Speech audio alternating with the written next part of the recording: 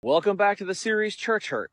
In our last video, we talked about what church hurt is, and today we're going to dive deeper into how we feel when we experience being hurt from somebody either inside the church or from the church itself.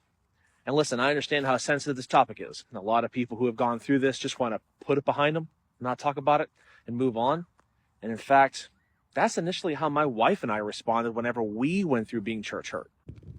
I remember it like it was yesterday.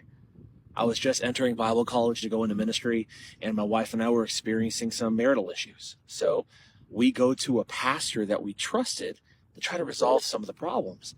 And the pastor shared all of our confidential information with one of my professors at Bible college. And it hurt us so deeply that our trust would be violated from somebody that we expected to keep their word of confidence. And we were so hurt that we left the church, didn't return for a little while.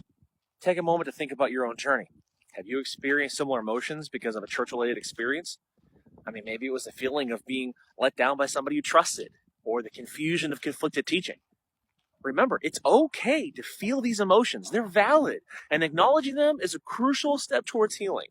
Your feelings matter, and by sharing them, we can create a community that supports one another as they're going through these similar experiences. So how do we start the healing process? Whether the emotions are fresh or we've tucked them into the back corner of our heart, how do we rediscover our faith? How do we enjoy the things of God again? How do we start to trust people? Well, the first thing you need to do is pray. And yeah, I know sometimes it sounds like a Christian cliche thing to say, oh, just pray about it. But listen, fallen people are the ones who hurt you, not God. He's the one who can help you rediscover your faith, find joy in his presence, and start to trust again. And it all starts by praying to him every single day. Share your pain with him. Pour out your heart to him, and you will find peace and strength in his presence. The second thing you should do is be part of a supportive Christian community. Listen, I understand that our first response to church hurt is to run away from the church.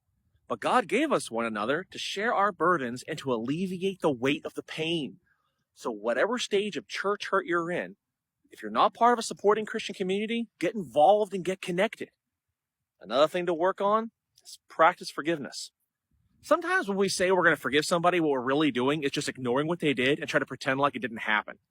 But what God wants us to do is actually release our bitterness and resentment and put gentleness and meekness in its place. Remember, recovering from church hurt is not a quick fix, but takes time. So let's comment below, share our thoughts and stories, and let's come together and experience healing that can only come from Christ.